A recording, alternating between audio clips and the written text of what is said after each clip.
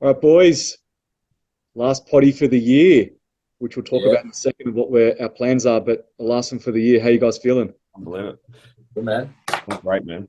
This time of the year is always the best, man. Like, I feel good. Everyone around me is like in a good mood. Mood around the gym's great. I just feel like everyone's happy, man. And you definitely can feel the difference. And I don't think it's a coincidence that the fact that it's 30 degrees every day also helps I make was people just going to say that. The fact that Yeah, we've got some good weather finally is definitely helping. makes such a uh, difference, man. I got a question for you. Mm. Honey or maple syrup? honey. Mm. Honey. My brain's like thinking of the I waste. know it depends what you put it on, right? Doesn't matter. You But don't if have I the had time. to You don't pick, have the time. You don't have the time nah, to assess all that. You just got to make a quick decision. I'm going to say honey. I'm going to say honey too. Yeah. Just like I think it can be utilized on more things. Agreed. Like you can put on a rice cake, you can't put maple syrup on a rice cake. It's going to go everywhere. You can put honey on ice cream, you can put maple syrup on ice cream. You can put honey on pancakes, same as, you know what I mean? Honey's just got more uses that maple syrup doesn't. Yeah, I would just say like, what is anyone else using maple syrup for other Yeah. than pancakes and Uh, maybe like pre-comp carb up? What else? yeah. I guess you can put on ice cream, you can put it in. No, I lie, guys. I went through a phase that I was putting maple syrup on my chicken when I was cooking it in the pan, sugar-free maple syrup, and having maple chicken. But then I found one better: beef mince with sugar-free maple syrup. It comes out. I call it maple beef. Try that. You know what's funny? I did the same thing. Yes. Yeah, you're not alone, bro. I was like, this just needs some sweetness. 100% right. Beef, maple beef. I'm fucking telling you. Me thinks this is disgusting, but I reckon it's awesome. I only did that during prep. Now I'm out of prep. I was like, what was I thinking? What was I even I've thinking? never had it since. Nah, never I have didn't I. even have it in prep. Mine was in my like previous off season, and I got over it pretty quick. But there was a week or two I was like, "This is the shit, man." Actually, I reckon the last week or two, I've been starting to feel like I don't want to eat. Like leading up, obviously through the reverse into the off season, I'm like, yeah, cool. I can eat my next meal. I want to eat it. I want to eat it. I want to eat it. And now I'm like, I got to eat that meal. I could skip it. So, and Okay. when you think about it, as you know, Scotty, my calories, macros haven't really changed since post comp. Like reverse, my body's just been taking that food and just slowly increasing weight over time. And Yeah. we haven't had to adjust. I think we made one or two adjustments, like, and they were minor. And Mhm. the body's just like, cool, I'm just going to go on this like nice little Yeah. just ride with this amount of food and just make my way slowly up to the body weight. Um, and only now it's kind of hitting maybe possibly a plateau, but it's still kind of climbing in a good direction. It's starting to waver a little bit. Um, but yeah, over the last week or two, I've been starting to feel like am not like I don't need to eat. Like there's no real desire.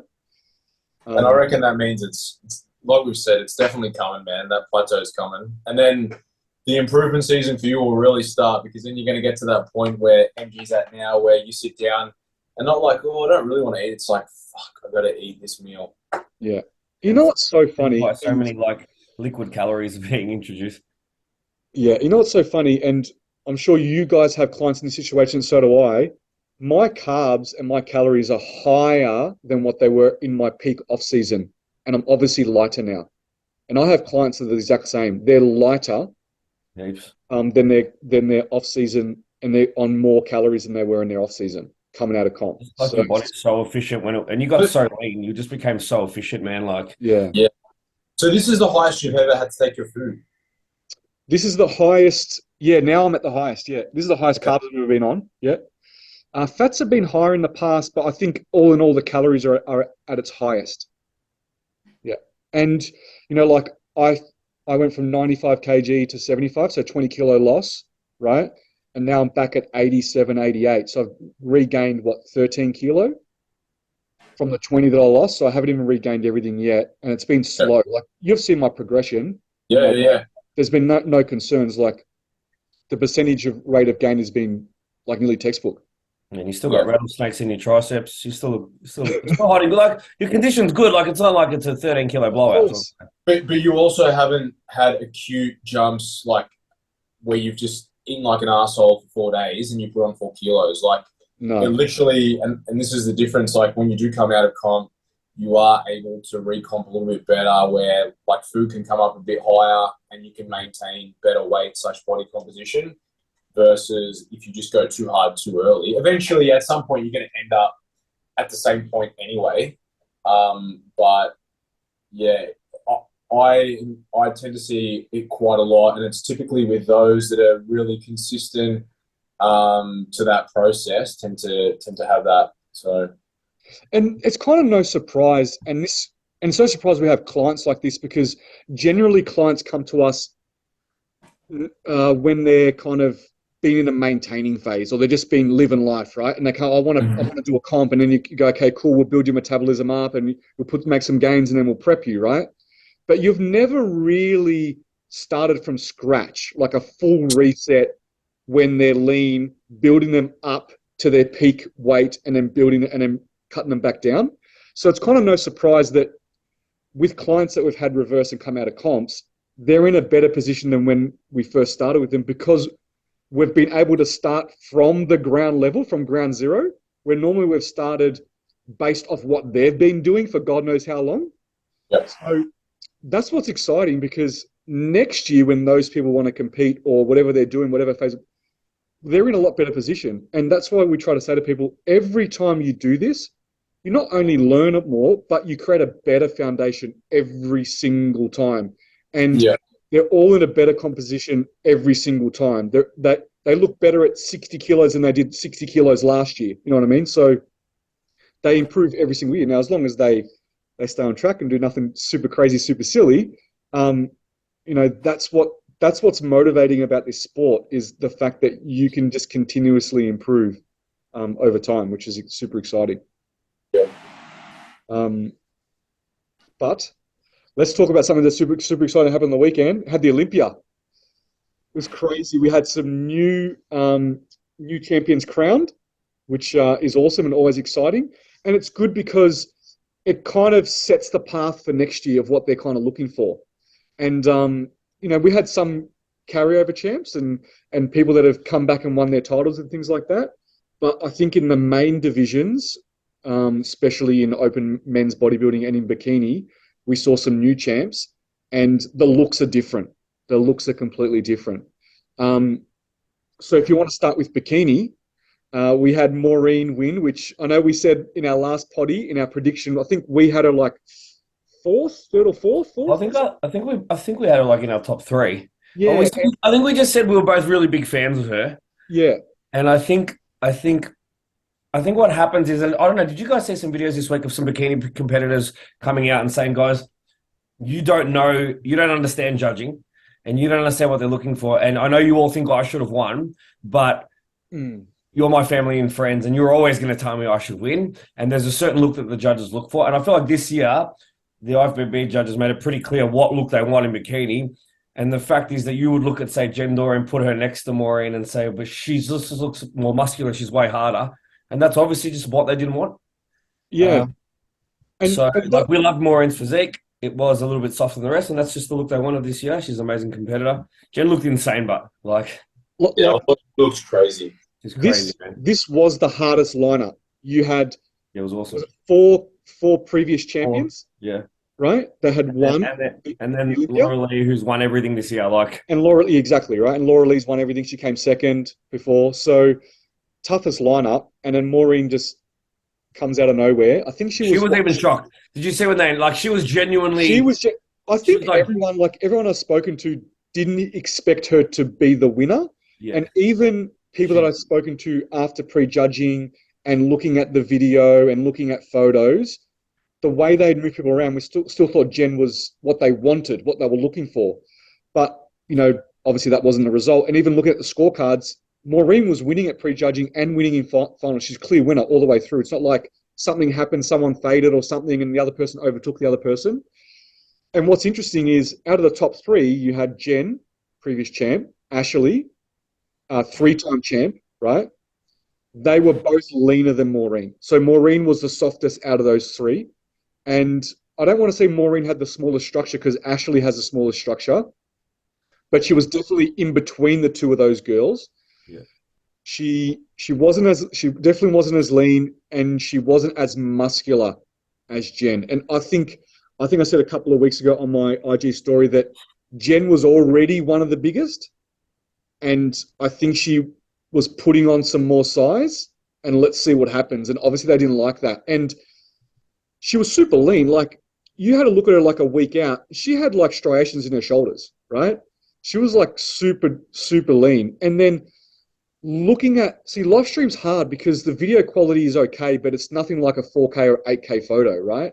So then looking at photos, you could actually see that Jen had some separation in her hams, right? Which they do not like. So you had Maureen that was a little bit smaller in structure, definitely smaller in size, in muscular size. She had nice round muscles. Her actual glutes were rounder than Jen's, but she had these like really deep and developed glute tie-ins, right? So she didn't have to get super lean for them to be popping so much, which was great because that means that she didn't have to have separation of hammies that were nice and smooth, which is exactly what they wanted, right?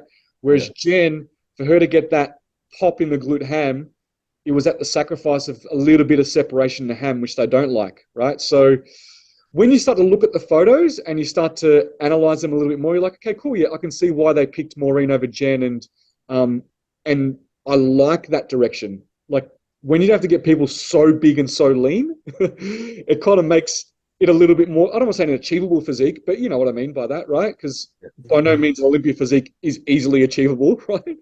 But, you know, you'd have to get them to that degree where you got to get them so lean and have so much muscle mass on them. Yeah. So one of the things with Maureen's physique is like, if you look at some photos, from like the top of her glute to the bottom of her bust in her side shot is really short, right? She doesn't have a really long torso. So like from the top of where her bikini sits, literally to the bottom of her bikini under her bust, it's like a tiny distance compared to the rest. And it gives this crazy illusion of like this tiny, tiny minuscule waist, right?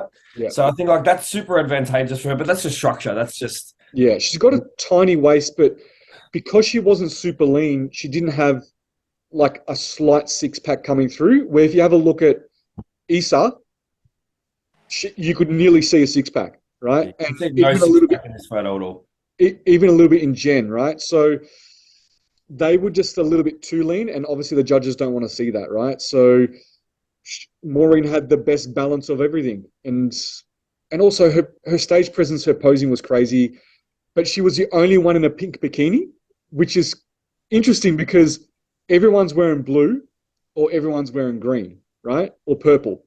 Yeah. So she was the only one in pink. So I'm telling you now, next year, everyone's going to be wearing pink. 100%. It's going to be crazy. 100%. But, yeah, super excited, super happy for her. And I'm keen to see how the rest of the shows go. Obviously, got the Arnolds coming up in March. So yeah, I think the bikini girls handled themselves really well in like their post-show feedback to the public about how they're just super proud of their results, really happy, don't disagree in any way, shape, or form, and just I thought all of them did really well at that. Yeah, like I was listening to a podcast with Ashley Kay, who came third. She's also a 3-time champ, and she was like over the moon to be third, like absolutely over the moon. So yeah, just because you don't win doesn't mean that you aren't happy with how you went, especially when we're talking about the best in the world. So, men's. So we had a new champ crowned, Hadi Shupan from Iran. He's hearing impaired, doesn't speak English. You know, if anyone wants to say there's politics involved and any kind of favoritism, you would think that they wouldn't favor someone that's going to find it hard to come to America or come to a country to do any kind of promotional activity, and then also they can't speak the language. So they definitely gave it to the best on the day, which was pretty clear when you saw it. And then you got Derek Lunsford, which I think he was so close too. But there's an all-American boy, Christian, speaks English, family man. You know, if there's any politics involved, you're thinking he's American. You think anyone is going to win it, he's probably going to win it, right? Or the all-American kid. But he wasn't the best on the day. He looked amazing though, and I think when they came out, that top 5 came out, and you had Big Rummy, which is a 2-time previous winner, and they put him to the side, he just looked broken. Like he looked off. Yeah, Like, He wasn't sharp. He looked like he was holding a heap of water. yeah. I don't know whether they just didn't get him lean enough or whether he just, like with Ian Valier, like you saw photos of him. He didn't even make the top 10, man. And you saw photos of him 2 days ago. Looked unreal. And then they just completely fucked his peak. And this is the thing. I feel a lot of stress, like with a lot of those guys. I just feel like even I've been watching Chris's prep pretty closely and watching how Honey goes about it in terms of his meticulous attention to detail versus if you look at previous years. I know Ian had his own comp and he was just sort of, Chris is his brother-in-law, but like after the weigh-in he'd be like, all right, go have a burger and do some french fries and then do 200 mils of egg whites and then half a diuretic and go to sleep. Versus, and yeah, he's the champion, he's done it before, but just like even the fact that he hasn't had those foods, whereas Honey was so, I don't want you to have this, I want you to have that. It was like attention to detail. And I feel like maybe with those, the big boys, there's just that element of the night before. It's just trial and error. I hope I wake up and I look fucking grouse and dry in the morning. Like running, just junk food. There's just not a lot of, I guess, science behind what they're doing and how they're doing it. There's just guessing and hoping to shoot for the stars for the best. And you even see that backstage, like stopping down on French fries and donuts and just shoveling shit, thinking it's going to improve the physique. So I just wonder whether that, maybe plays a part, and that's why they just completely miss it. Like Rami we all thought he was going to win, and he, like lights out. He was the guy to beat, and he, as soon as he walked out, to be honest, I didn't even know if he was going to be in the top 5. Yes, same. I thought, to be honest, I had him sitting 6th, maybe even 7th. Like he got a little bit better. They gifted him that 5th. Got a little bit better as it went on. I feel like it would have been pretty not disrespectful, but just like to talk about a fall from grace. But yeah, I just wonder whether that maybe is it, whether there's just too much guesswork and just hoping, employing protocols that aren't necessarily what you've been doing. Like So just so everyone knows, we're talking about Hani Rambod, which is the coach of Hadi Shupan, which he's the guy who won Mr. Olympia. He's also coaches Derek Lunsford, who came 2nd, and he also coaches Seabum, who came 1st in Classic, and he also coaches a lot of other people too, which is absolutely amazing. But he's known to be conservative in his drug protocols, conservative in his approach, only to do what's necessary, and he's very, very meticulous, right? Not only with the physical aspect, but also with the mental aspect. And he's just like obviously an amazing coach, but it just goes to show is keeping it simple is a hell of a lot better than trying to do so much complicated shit, especially when you're talking about people that are also on a lot of enhancement drugs. There's a lot of things that come into play, and we're just finding it that, he's using approaches that they used to use, like let's call them old school approaches, not old school, but, not trying to do silly things. And he's getting that consistency. He's getting those people to actually peak consistently every single show, right? Whereas there's so much inconsistency with everyone else, which is crazy. Like that never used to happen in the 90s and in some of the 2000s. Everyone would come in shape every single show, right? And now we're just getting this inconsistency, and it's absolutely crazy. But Hani, the coach, did absolutely amazing with Hardy and Derek, and they were standouts. When they walked out, I was like, "Holy shit!" Yeah, conditioning. You could tell they were like hard as nails, dry. And Nick doesn't miss a beat with conditioning, man. Yeah. Nick hasn't missed the mark for like a couple of years now. So like even he's like worked out. And his big thing is like, when he hits either the front double or the most muscular, he has got variation with the extended torso and with the crunch down abs. Yeah. And his variation of his front double with the crunch down abs doesn't even look like he still looks extended, but he's just got Yes, yeah, separation of all 6 abs. yeah, So like the top 3 were just like yeah. So Nick massive was third. standout. Yeah, absolutely crazy. And then obviously you had Brandon Curry fourth, Yeah. and Yeah, he was way off as well. yeah, Rami fifth. So you had 2 previous winners, fourth and fifth, which I could almost see that as a gift to keep them in the top 5, to not make Did you them see the look too review bad. of Rami's physique? Like they just went through it. I think it was maybe desktop bodybuilding, but man, there was multiple things. So like obviously there was a crazy like layer of water on the 6-pack, and then did you see the indented quad, the hole So in the there's quad, yeah, and then there there's was the explanation where whoever his current coach is Chad said that his previous coaches thrashed his quad, and had obviously just kept jabbing the quad, yeah, and now that quad's basically is now atrophied, right? yeah. And It then stops same in blood his flow in that area. yeah, Yeah, and same in his back, yeah, where he's got a nerve issue around C5 or C6 and just cannot grow muscle in that area at all anymore, gets no blood flow there. yeah. So what upset me the most, right, is that so Chad is his coach, which is amazing. Is an amazing coach also.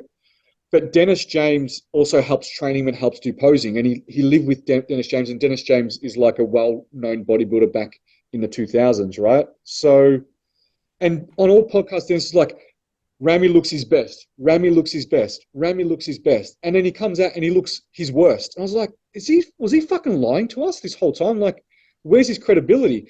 And then he did a post this morning He posted where photos. he issued photos of how Rami looked 1 week out when he was living with Dennis before he went to Vegas, Yeah, right? no And pump left in the his morning. It house. was yeah. And he looked amazing, absolutely amazing. So whatever he's done in that peak week has fucked it. And Like, that's what he wanted to. That's what he wanted people to see. Is like, we had it right. I didn't yeah. fuck this. Someone else fucked this up. So here we go, guys. Even the best in the world can fuck their peak week up with the best coaches in the world. And I hope we get a really good explanation from them. So we know what the hell they I did. reckon Scotty's nailed it. I reckon there's just like in a lot of these instances, these guys are just trying to use pharmacology, which I don't think they truly understand, to outsmart the body. And it's just luck. Like they're just trying to luck it. Yeah. Yeah. And Like, the whole diuretic thing, because nearly all of them take it, and yet that was one of the things that I picked up with Chris, what he mentioned in his vlog, saying that he woke up so dry, and he's like, and he didn't take a diuretic this year. Yeah. And it's like, well, no, kept it simple. because you're enhanced doesn't mean that your body senses that you're dehydrated and then still continues to remove water from your body. It doesn't work like that. Yeah. Yeah. And So I reckon a lot of these other guys, and it happens more so because obviously the bigger the athlete, the larger the dosage of obviously of anabolics that they're taking. They're like I said, there's just too many of the throw a haymaker. Let's see if we can twist it. But the thing is, it's like if you see these guys a week out, they look fucking grouse.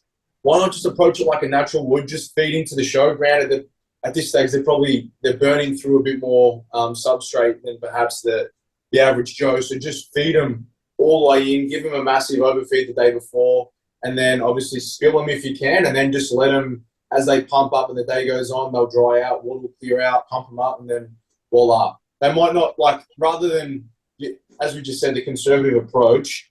You're going to get a 98.5 to 99% look versus trying to shoot for 100, and you're probably going to land somewhere in the 85 to 95 range. When you invest so much time, it's fucking crazy. Yeah.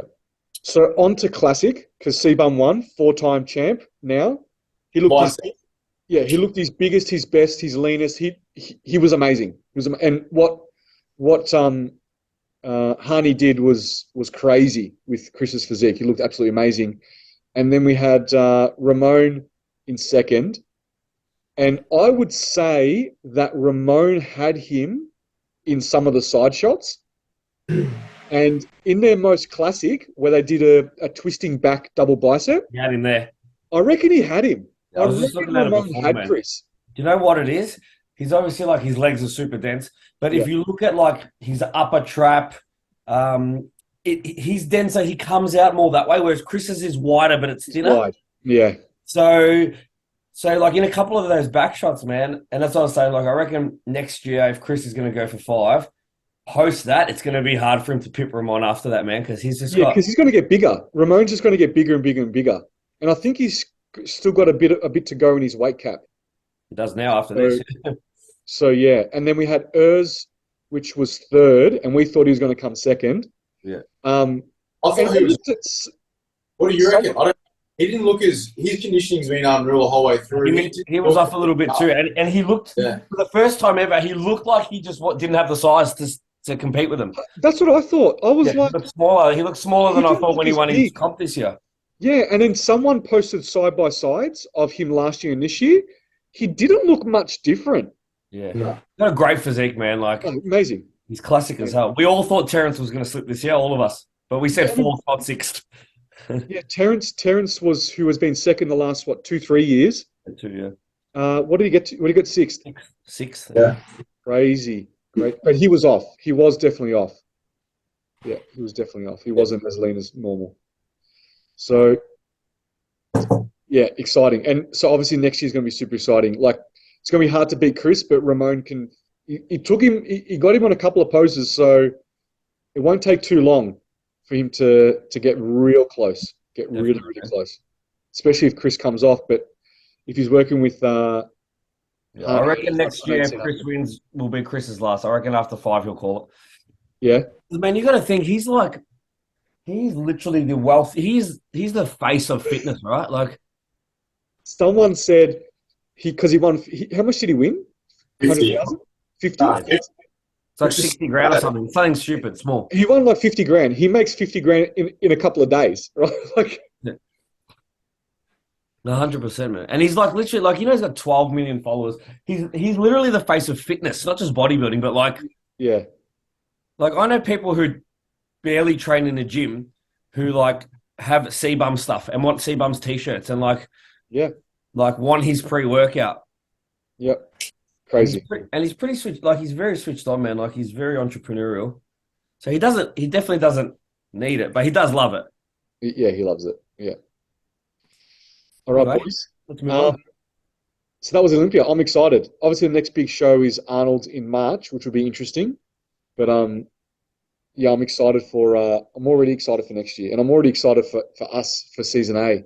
But we'll discuss that in the new year and who we have lined up and the next big show would be season B 2023. Scott Morrell. And then Scotty for season B. Yes, it's going to be epic. Actually, I haven't spoken to you guys about this, but our next gym catch up next year. I've already got a thought. There is a ICN posing workshop early Feb. It's at a gym in Taylor's Lakes. I can't remember the name of it. So I'm thinking, and it's free to train if you're doing the workshop. So I'm thinking that maybe we can make our gym meet up there for next time. But let's have a chat about it, and it could be a good opportunity to get people together that are also going to be at the workshop too, because I know I'm most likely going to be attending. So we can do that. That one is run by ICN, and I think the posing coach is Donna. Yeah, for that one. Are we allowed to BYO Sublakis? That's a good idea. Mm. Do they hold? Do they travel well? Yeah. They wrap them up, man. They wrap them up in foil. Yeah. Scott, can I just ask how bad are you frothing, man? Like me and MT went out for dinner Friday, obviously for Subaz, and we sent you videos of us like literally bite. I was out with my staff for dinner on the Friday, and you sent me the suit. I'm not gonna lie, there was a party. It was like I could leave here, pop over, maybe have one. I'm like, I've literally just finished my cleanup phase. Is that really the best thing for me to be doing right now? Probably not. Especially considering I just had a pizza, but it needs to go. I love that you threw that last detail into, especially because I had a pizza. Yeah, it was good too. But no, it's on the new year. It needs to happen. Yeah, we definitely need to do it. We definitely need to do this. I know MG is away. You ever do 2? I feel like it doesn't look that big. I'm a pretty big eater. Don't Don't Yeah, be they're decent. They're decent. Yeah. They're decent. Yeah. Have you ever gotten carried away, got a little excited, and went back for a second or not? No, didn't I say it this week? I said I could have put a second one down, but I just left a certain amount of calories, man. So I'm like, that's We Is there, a literally, lot, is there a lot of meat in that? Like it's really protein? yeah, Yeah, there's a lot then of meat. probably couldn't because you'd end up with like the meat sweats about 2 hours later. There's a lot of meat. Yeah, there's a lot of meat. Talking about food, Christmas is coming up, Mm-hmm. and obviously we have a lot of clients that are asking us how to navigate that situation. Some are in prep, some are in dedicated fat loss phases, but majority of our clients are in a maintaining, a maintenance phase, a growth phase, or a off-season phase. So their approach will be a little bit different to someone that's in a prep. So who wants to kick it off? MG, maybe? How are we going to tackle this? How should people tackle Christmas let's talk about in a prep, because I think that's an easy one to kind of tick off. And then let's talk about if they're not in a prep and if they're hardcore people like us and they live for this shit, or if they're just people that just want to still progress, but not be super crazy like us. Yeah. So like starting with say someone who's in prep, right? Again, it depends on like how far out they are and how much they need to make up. Like if they're reasonably lean already, and you know that you've got, say, from Jan till their first show is April, which is 16 weeks, and you're only trying to chew off another 3 or 4 kilos, potentially the plan might be different versus someone who, you're trying to still pull off 400 grams every week for the next 16 or 18 weeks. Mm-hmm. So it's going to be dependent on your position. But regardless, I just employ a strategy where, I'll utilize potentially a little bit of extra expenditure leading up to Christmas and either allow one of 2 strategies, again, depending on the athlete, where I'll give a higher calorie amount for the day.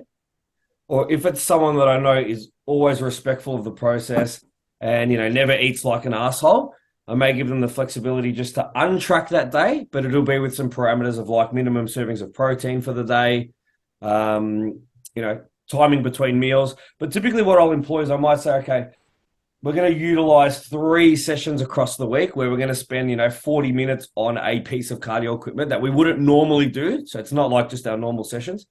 So that we know that expenditure across the week as an average is much higher. That's then going to compensate for the amount of food that we're going to eat on the day of Christmas. But typically for someone in prep, I would still like them to have an idea of what they're intaking, and I will ask them to track, but I'll give them a ton of flexibility. I'll give you like a really generic number example, right?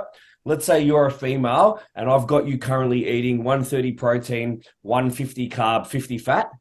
For that day with the extra allowance, I might say to you, go 150, 320, and 65. Mm-hmm.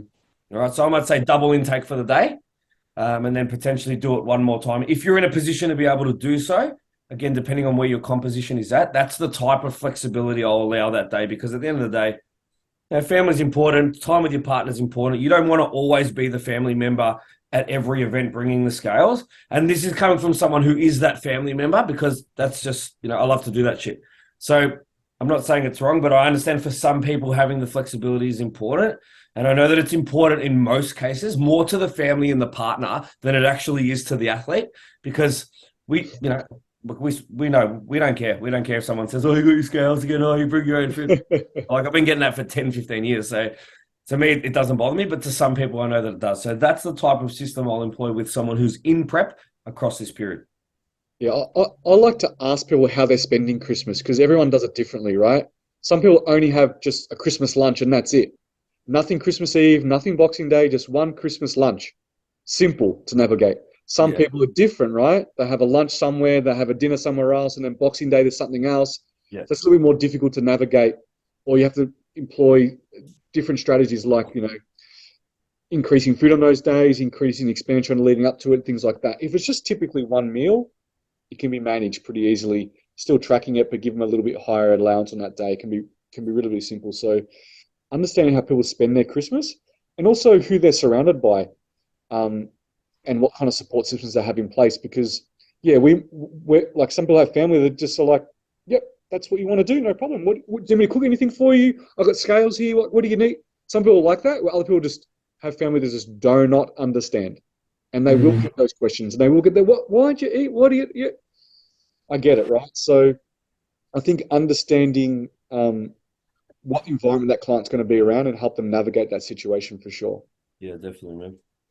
Definitely. And That's then probably, I would say that that's like the probably hardest scenario out of like someone's current phase or position to navigate. Post that, you've got someone who's like trying to gain weight and then someone who's maintaining. So like the maintaining strategy would be like reasonably similar. I think like I'll give you another example, which is probably the other end of the spectrum, where you've got someone, potentially someone like in my position. I'll use like my Matty Papper as an example, right? Who's peak off season, punishing a heap of food, never misses a beat, never misses a day of tracking, always overloads in the gym. And, you know, is constantly hitting plateaus with his metabolism because he's just so adherent to the process. So this week for me is like, man, try and overeat. Like I want to see that average intake go up over the week. So like, you don't have to track or measure anything on the day. You're welcome to, but like, you know, if you've got the opportunity to overeat a little bit, I'm not going to be disappointed or disheartened because, you know, the rate of gain lately has been quite slow. So it's an opportunity for us to actually accelerate things. But again, I will still put some parameters around, like if you're not going to track and measure, I want you to have 5 minimum servings of protein. And I'll say use like visual cues, right? So say you're going to use 2 palm sizes of meat, chicken, or fish at 4 to 5 servings throughout the day. So I know that at least you're getting a good amount of protein intake. And I know roughly that's going to equate to about 200, 250 grams across the day. And then everything outside of that, if you normally wouldn't have a slice of cake and you want to, don't feel bad for having it. Yeah. If someone's in a maintaining phase, off-season phase, you know, their metabolism is going to be in an amazing position, and we've made sure that we've done that to our clients. We've put them all in a great position that if they were to do a day of overeating, it's not really going to be at a massive detriment, right? Yeah. They're not going to gain all this weight. They're not going to be food focused and hungry because then they shouldn't be in that position with the phase they're in. So it's more about not feeling guilty that you are not tracking, that you are overeating, right? But also don't feel guilty if you are the fit and healthy person at Christmas who is not eating like everyone else and is not binging and guts in their face, right? So don't feel guilty both ways. Don't feel guilty that you're not sticking to your plan and you're not tracking everything, but don't feel guilty that you're also the fittest person in your family and you're not piling stuff on your plate and just being an absolute glutton with everything, right? And I'd suggest, I'd say no tracking on that day, but be a reasonable, fit and healthy, non-starving individual, right? Likely to see you train before, and I'd like you to see you train after. They're the days before, the day before and the day after. That would be great. And on the day itself, I know I like to do this. I like to go for a walk in the morning. I'll actually walk to my parents' house because that's where Christmas will be. So I'll walk there, right? And I'll walk home. If I'm going somewhere, I am in the car and I'm driving to someone's house for Christmas, I like to walk between meals, right?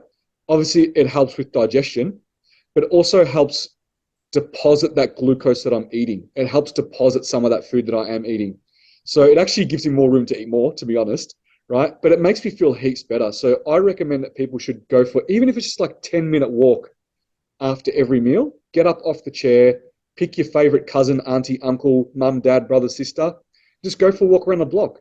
It's actually a good time to socialize too. And if we've got good weather, why not get out, right? I know actually some people are pretty sporty on Christmas Day. Like there's always a cricket match going on or they're playing. So try to stay a little bit active too, if you can, if that's like the environment that you're in, or be the person that makes other people active and pull that cousin off the couch that's, you know, probably huffing and puffing because I ate too much and say, hey, let's go for a walk. Let's catch up. I haven't seen you in a while, right? And try to get out and about. And especially now with daylight savings, going for a nice walk after dinner is it's a really great point, man. And I think it's heavily underutilized. Yeah. And you know, knowing that the weather that we've got, it's a great opportunity. So like I reckon that's like MT's words of wisdom this Christmas is like grab someone in your family who, you know, normally overeats, take them around the block, and I bet it'll start to become like a bit of a family Christmas tradition. Yeah, 100%. Yeah, definitely. So I definitely, that's probably one of the best ways to approach it. If you said to me, what is the bare minimum I need to do on Christmas to not really put my goals at a detriment, still progress, and for it not to be a disaster. That's what I'd say. Try to do all your training and everything leading up into that day as per normal. Try to train the day after so you can utilize some of the extra food that you ate. And then during Christmas, try to keep a little bit active by what I mentioned. And don't feel guilty that you're overeating, but also don't feel guilty that you're not eating as much as everyone else either. And you're deciding to be conscious with the things that you are picking to eat. I know for Christmas with me, and you're probably the same guys, is there's food there on Christmas Day that never gets cooked on any other day of the year, right? Like there's stuff that my mum cooks, that my auntie cooks, that they never cook any other time of the year. I'm fucking trying that shit. Like I'm putting that on my plate, right? So don't miss out on things that you know you're going to miss out on for the rest of the year. Like, include yourself in that kind of stuff. If your auntie has made a pavlova or some kind of cake that they only make once a year, and they're like, have a slice, enjoy it. You know what I mean? Like, Scotty, if your auntie makes suvos, you just fucking get on that. Bro, I would. If she's putting maple syrup and honey over everything, go, no, I only want honey. Yeah, man. Once a year. Yeah. What about you, Scotty? Any words of wisdom, advice? How do you spend Christmas? That kind of stuff. I think you guys nailed it. Most of the stuff you touched on is sort of how I approach it. I'm a big advocate of getting a walk first thing in the morning. Also, especially for those that are, if they're in contest prep like you guys, I'll give them a target, encourage them to be present with their family, flexible diet.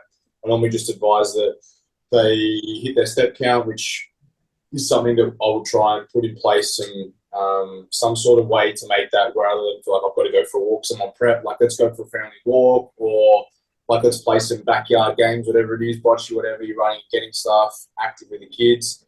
But also just ensuring that first meal that goes in is offering some nutritional status, in a sense that I'll normally be like, consume a high protein, low fat, high fiber, low carbohydrate if you're in prep, because at least that way you're putting something really good and nutrition in your body first thing in the morning.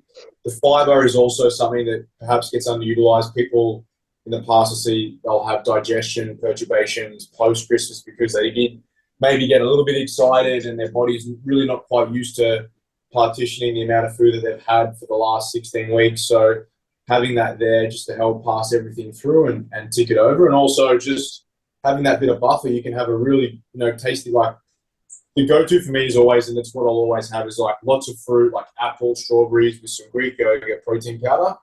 And then that will be like in your one, high protein, high fiber, low carb, low fat. And then you've got an array of calories that you can utilize later on, but also you're putting some good quality food in you before you go and enjoy all of your richer meats and, maybe some dessert and whatnot. But yeah, like you guys said, it's really important to enjoy the day, but just remember that you can enjoy it without having to eat like an arsehole. Just because it's there doesn't mean you have to have it. But if you feel like there's something there and you genuinely are hungry or you want to try it, absolutely, go for it. Obviously, when we're in prep, there's a little bit more of a restriction in the sense that you might have the pavlova, and then there also might be some cheesecake, and then a trifle, and then we're doing Christmas pudding as well. That's where maybe you just need to pick your poison and maybe just pick one of those, because typically it's not what you would normally have. But I think the main thing is just common sense and enjoy the day, be sensible, and that's basically it. You tick everything off. Do you guys train on Christmas Day? Not your athletes, you personally. Do you two train on Christmas? Yeah, I do actually. Yeah. Me and I typically do as well. We like to get up early. We go to ours, bring the dog, and then it's another reason. Like later on when you're eating, you feel like you're putting it to good use at least. But yeah, we do love to train. Yeah, I feel like you can metabolize it a bit better by doing that, because if you're a big eater and you do consume a lot, I know for me, like we were just saying, kind of clears a bit of room early on and gives you that space to be able to eat, and then the walk after lunch, because typically it's like everyone eats lunch and then lies down in a food coma before it's time to have dinner, versus if you've trained earlier, and it doesn't have to be the best workout in the world, but I think just individual preference, I like it. So yeah, I actually enjoy it. It's not like I need to do it because it's punishment or something like that, because I'm going to overeat. Like, I actually enjoy doing it, and that's what I kind of want to make sure people understand too, is don't punish yourself for, like, the next day try to punish yourself in some way because you overate at Christmas. Like, don't do that to yourself. There's no need to punish yourself, because that's just putting in bad habits that whenever you do something wrong, you need to punish yourself. So I wouldn't be doing that either. But one thing that we can also touch on too is, majority of people are probably going to be on some kind of break from work and are going to have some time off during this time, during maybe a week or two off. If you're going away on holidays, fair enough. You try to navigate that situation the best you possibly can with the food that you have access to and the training you can do. But if you're someone that is not, don't have any plans to leave your area and to leave your house and to go away, what do you think the best way is to kind of navigate the fact that you have a different structure and a routine now? You're not a get up at this time, go to work at this time, come home at this time, I eat these meals at these times, I train at this time. It's a totally different routine because you literally don't have work anymore. So how would you kind of tackle that where your routine is different and could be different every day? Are you in prep, or are you just an average athlete? Just an average, an average person in their off season. Yeah, isn't it interesting? I'm not answering the question. I'm just going to raise a point that can be part of the discussion. Is, as athletes, when we get a ton more time to do the thing that we love and more flexibility, we actually struggle with it. We like to be tight knitted on a schedule. When someone says, "Okay, you don't have to work, you can train whenever you want, you can have your meals whenever you want," we're like, "Oh, fuck." But on paper, that sounds awesome. We're giving you all this extra time and flexibility, and yet a lot of us struggle to manage all of that. See, what's funny is, and I'm not saying everyone needs to be like me because I'm probably more of a hardcore than most, but I try to keep the same structure. But the thing is I'm not a 9-to-5 worker, right? I work from home. I'm an online coach. So not much is really going to change for me during this time period because I'm still going to be working and I'm going to be home, right? I'm actually not going away on a holiday and catching a plane somewhere, right? So my structure is going to be, I'm probably going to get up at the same time most mornings and probably go to bed at the same time. So breakfast and dinner is probably going to be the same. Maybe lunch might be at a different time period, but really my structure and routine is not going to change. So we're talking about people that literally have a different structure and a different routine, and tackling that situation. I think you just identify what do you want to do for that day. What do you want to get out of your day? Do you want to go to the beach? If you want to go to the beach, what does that look like? What time you're leaving? And then you basically just reverse engineer from, okay, we're going to go between these times. If I'm going to do that and I'm meant to be training, this is probably the best time for me to train. If I'm training at this time, the meal I had beforehand probably has to be here. Meal afterwards has to be here. And then you base it from that. So I think it can still be advantageous to have an element of structure within the day in terms of feeding time or training, because if you don't and you're like, oh, I don't know when I'll train today, then you're kind of opening the door to say that I'm going to go to the beach. It's a really nice day. Actually, I don't really want to go home. And then you end up staying late and then you maybe miss that window. So I think just maybe having a little bit of foresight around what you want to do for that day. It could be, I want to go shopping with my wife or my husband or whatever, or I want to take my kids to the park, whatever it is. And then you work out the most important things for you, because at the end of the day, it's a holiday. You want to make sure that the things you're doing are the things that you're choosing to do, not that you feel like you have to do.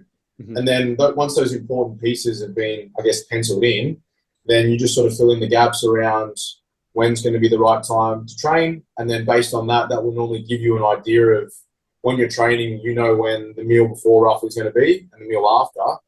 And then you would just pencil in the one that goes before that and then the one that goes after that. And then there's your thing. I'd pretty much treat it almost like how you would treat a weekend, right? Is if you're generally a 9-to-5 worker Monday to Friday, how do you normally conduct yourself on a weekend when you are on point and you're structured and you're in your off season and you're ticking the boxes and you're getting all your training and all your steps done and all your meals, right? It's pretty much during this time, every day is going to feel like a weekend. And that's pretty much how you should tackle it, right? I'd still be meal prepping. I'd still be having all your food, even though you've got probably more time on your hands to nearly cook every meal fresh. I'd still be meal prepping and knowing and planning out what you're going to eat so you know what you are eating and when you're eating them and things like that. Obviously, you might have some social situations scattered within the week, which you can have to navigate. But I'd still be doing those habits. Still meal prepping. If you can still train at the same time you normally would train, then keep that. Or maybe now it's a new time. Now you're going to train in the morning every single day of the week because normally you train after work, but you don't have work, so now you're going to train at 10 a.m. instead, right? So maybe it's now about setting actually a new routine and sticking to something new, a new routine, and not trying to make it up every single day. So having a plan and structure in place is always going to be your foundation, your fallback position, even if you don't follow it exactly to the T every single day, because you should have flexibility and you should be doing things that you enjoy and not feel restricted because you are on a holiday. But having a goal and having some kind of plan in place, a going in position is it's going to help you execute better than if you're like, oh, I'll wake up tomorrow and I'll wing it. I don't even know what I'm eating. I don't even know when I'm training. So if you know that I'm going to get up, have breakfast, lunch is already in the fridge, I'm going to go train first, do that, then I'm going to come back, I'm going to eat lunch, then I'm going to spend the rest of the day with my best mate, my partner, might go visit my auntie, uncle, whoever it may be. MG, what do you think? No, I agree, man. I'll just say, like, just enjoy the time, be present in it, don't fear it. It's like we rarely get opportunities to like wind down as people. We're all so busy, and I know sometimes it can throw the routine out, but just try and be present in the moment, enjoy time with the ones around you, and you probably get to train at some times that you normally don't. Yeah, Just try and utilize it to have like massive sessions, like really push yourself in the gym. yeah, that's what I love doing too, and just going to different gyms. Yeah, Yeah, And sleep more. yeah, for sure. yes, and de-stress and relax and do things that you enjoy and fill your cup, which is what we always talk about, Scotty. Exactly, Filling man. up your cup, Exactly. right? Yeah, should definitely be going into the new year with your cup full, and also have time to reflect on the achievements that your achievements of the year. You know what you did achieve and what you've done and what you set your sights on doing and what you accomplished, and then think about what you want to do next year. You know, life is always more fulfilling when you have a purpose, right? So, what is going to be your purpose for next year across all aspects of your life? Life, could be financial, could be career, could be relationship, could be health and fitness, could be whatever it is, could be starting a business. You know, start to think about those things that you do want to set in place for next year and what purpose you want to have. Because, you know, it sounds a little bit funny and it sounds like a long time ago, but last year we were in and out of lockdowns, right? Yeah. So this year, 2022, has been the first full year of no interruptions, right? And if the last couple of years has taught us anything, is that we shouldn't take things for granted, and we should make the most of our opportunities. And I think that's what a lot of people have done this year, right? Yeah. Is without having those restrictions in place, if they've made the most. So don't be complacent next year, and treat it like you did this year. Don't take things for granted and try to make the most of it, right? Try to make the most of it, because I'm not saying it's going to happen, but you know, what if it does happen? What if we get our liberties taken away from us again? So make the most of next year, just like you all did for this year. Awesome. What's your plans, Scotty, for your time over this break? Are you taking some time off the gym? Is it closing? No, other than the main days, we pretty much trade all the way through, albeit a slightly different / modified timetable. But I normally walk through. I normally work through the Jan period just because being self-employed, it's a bit easier to let your staff have a bit of time. It's normally a bit quieter. I don't really mind it. Earlier finishes, the start's still early, but I like it. I can still just, like we were saying, I have my same routine. I don't really like to deviate from that all that much. So we just sort of stick to that. I'll go down to the beach house on the weekends here and there. But we're going to get away in March with the kids. We'll head up to the Gold Coast. So, and at that stage, it's quieter. Everyone else has had their holidays and come back, and all my staff are back, and it's back to normal. So it'll just be ticking over as per normal, just albeit a slightly reduced workload, which is nice. Where's the beach house? Torquay. Prime. Yeah, awesome. Yeah, man. What about you guys? MT and I are coming up to Torquay for a TMG weekend away.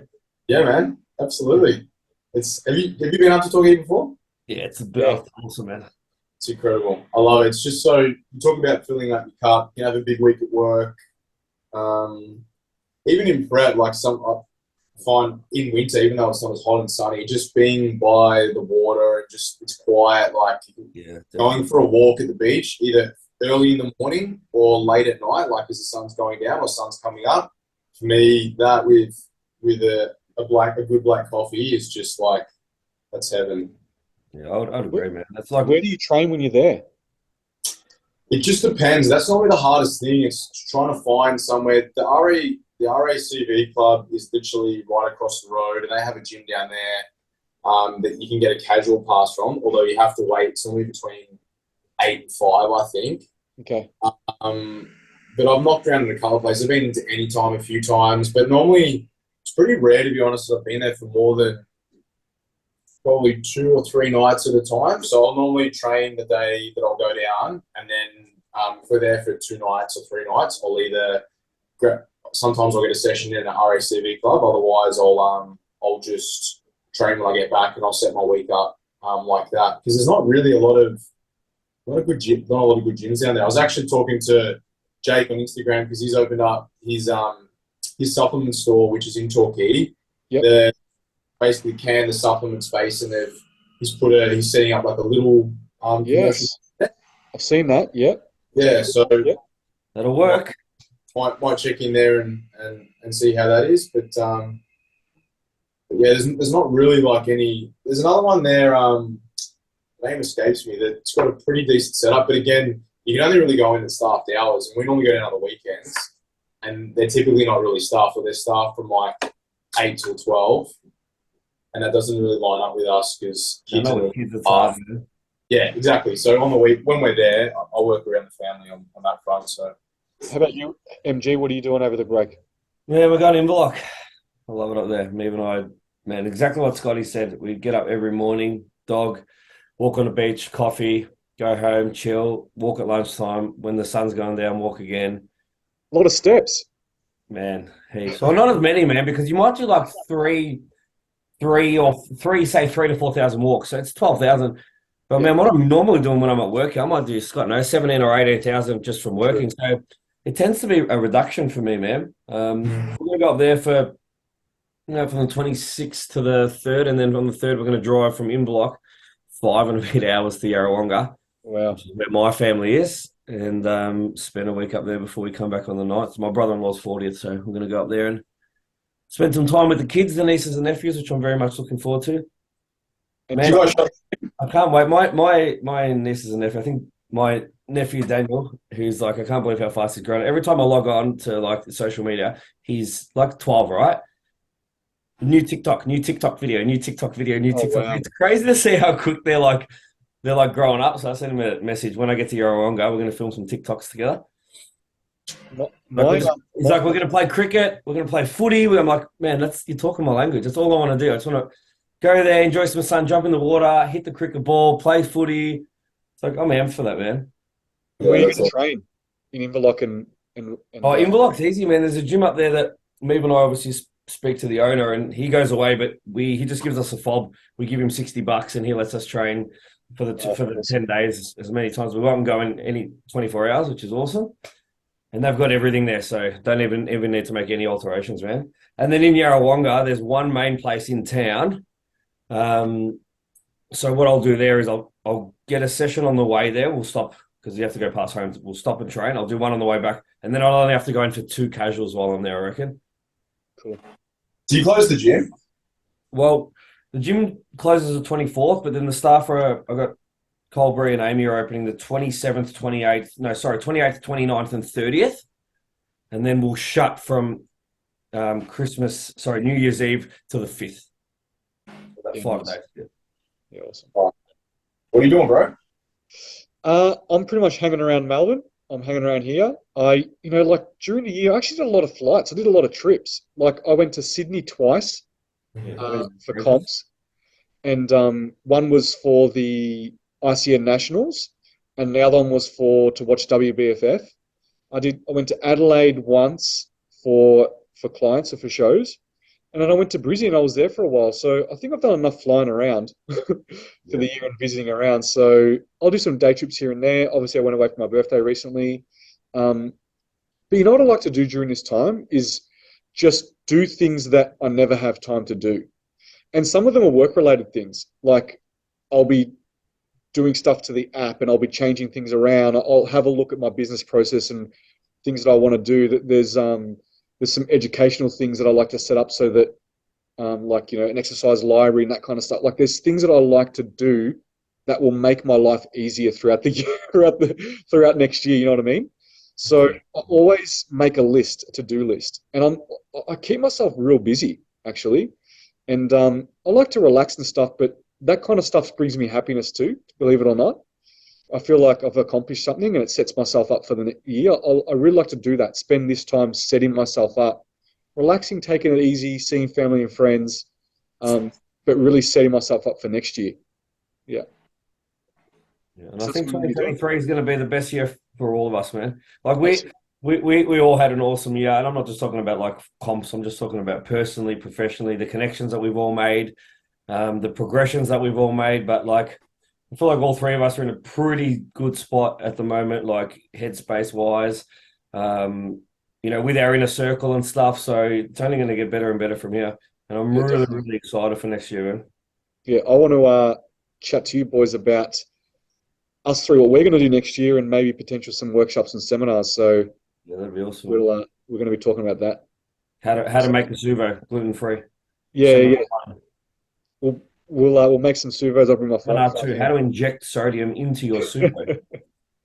No, I really want to get that going for us three boys too, and give out some more content, some more educational information for everyone out there, because obviously people have been really enjoying the podcast and getting a lot of value out of it, but it'd be good to make things consolidated, because we get a lot of repeat questions, and I reply to them and say, hey, yeah, listen to episode 2, listen to episode 15, whatever it may be, but it'd be good to get some seminars and some workshops underway where it consolidates a lot of this really good information that we've been putting out that people have been responding really, really well to. So definitely something for next year, for sure. Yeah, agree, man. So onto that, we're taking 2 weeks off from the potty. So next week and the first week of Jan. So we'll be back the week of the 9th. The 11th, yeah, Wednesday the 11th, I think. Yeah, and Wednesday the 11th will be when we record it, and then I'll just be releasing it as quick as I possibly can. So we're going to take a couple of weeks off so we can refresh and everyone can enjoy themselves. And I'm sure that we'll have a lot of things to talk about when we come back. Definitely. And yeah, obviously a big thanks to MT, because behind the scenes, MT is the one that gets all this. He does all the work Online, and he does. MG and I get to turn up, answer a few questions. He hosts. He does all the prep stuff behind. Someone actually asked me the other day, how does it get linked across all the platforms? I'm like, do you know what? It's a really good question, and I don't have the answer to that. Without MT, it doesn't happen. Yeah, I'm like, this great guy, he's a mate of mine, MT. He does all of that. Yeah. But we tell you all the time, but doesn't need to. Everyone needs to obviously know that it wouldn't happen without you doing all the back end stuff. So as much as we all try and contribute a bit of content to put it out there for everyone, but at the end of the day, you're the one that's doing all the back end admin stuff. So we appreciate it, bro. No, absolutely, man. Thank you, man. I love it. And it makes it all worthwhile for sure. And you've just turned into this fucking awesome host from episode 1 to now. Today was like your most elite host job. It was so fucking crisp. Man, you know what? I hate public speaking, right? I know, that's what I mean. That's why I said from episode 1 to now, you've turned into this like fucking legendary host. I reckon you've just been I know you watch podcasts, you listen to podcasts nonstop. You've just been sucking in all this information, and your ability to host today. I just watched, the Value Entertainment. Yeah. I just watched the Ronnie Coleman one. I hadn't watched that one before. Really? And man, you've become that guy. Yeah, Patrick Bet-David. That's yeah, you, yeah, I listen to your stuff all the time. It's awesome. Yeah. You are him. Actually, that's one thing I probably want to let people know about. Is there's so many podcasts I listen to. There's so many good ones. I really need to start telling people about them. Yeah, 100%, man. There's some good ones out there, but ours is the best, right? Maybe that's what we'll do next year. Every episode, we'll tell you about an awesome podcast to check out. Oh yeah, 100%. Yeah, got plenty. All right, boys. Well, happy Christmas, Merry Christmas to everyone. Thanks for everyone's support. Yeah, Merry Christmas and Happy New Year to everyone that's listening. Appreciate your support this year. It means so much to us. Like just getting those questions in and then getting the feedback and response, and just hearing your stories about how much it's been helping you and helping your goals. It really makes us happy, and we're generally happy. So Thank you so much, and we'll definitely see all of you in the new year. Keep safe and take care of yourself. Yeah, thanks, boys. See you, Thanks. boys. Take care, everyone. Boys.